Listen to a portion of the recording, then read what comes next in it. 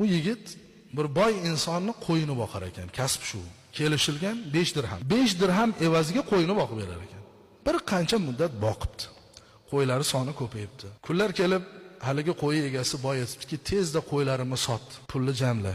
Men shaharga tushishim kerak, boshqa bir ish qilaman. Haligi podachi qo'ylarni sotib, yaxshi pulga sotib, egasiga topshiribdi. Mana shuncha qo'ydi, shunchaga sotdim, mana puli desa, haligi boy inson haligi to'plangan puldan bir bo'lagini, mana bu senga rahmat, baraka top, taqvoli yigit ekansan, halol kasbli inson ekansan. Sani deb qo'ylarimga baraka kirib ketdi. Yaxshi bir foyda qildim. Bu mendan senga evaz. Men endi sen bilan ko'rishmayman deb bersa, haligi yigit aytibdiki, uzr, men sizni pulingizni ola olmayman debdi. Nega ola olmaysan desa, chunki siz bilan biz 5 dirhamga kelishganmiz. 5 dirhamni berdingiz, haqqimni. Bundan ortig'i menga halol emas endi. Shunda birdan haligi boy inson qotib qopdi-da, qo'lini ochib duo qilib, "Ya Rob, buni topgan 5 dirhamiga barakot ber. Halol kasb deb mana bergan narsamni olmadi" deb duo qilib ketibdi. Endi yigit yana yashash kerak, yana kasb qilish kerak.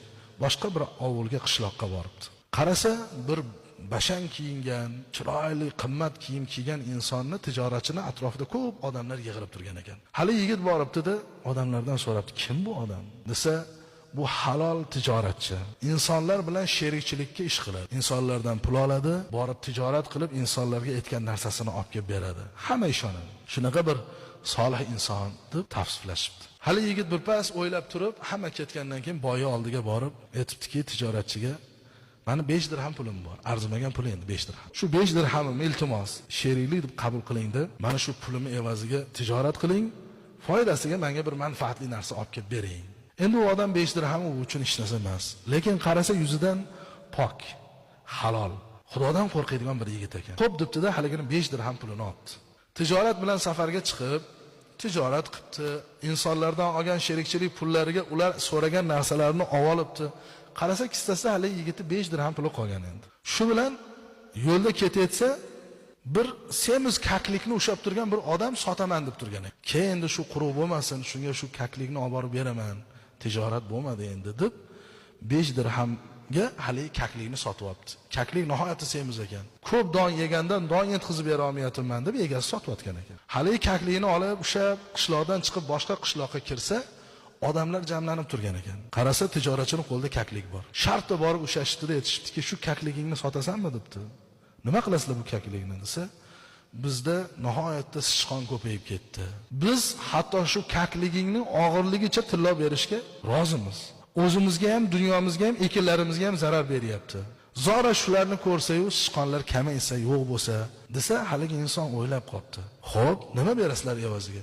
"Qancha chiqsa shuncha tilla beramiz. Bizda tilla ko'p." Kaklikni qo'yib, vaznicha tilla berishdi.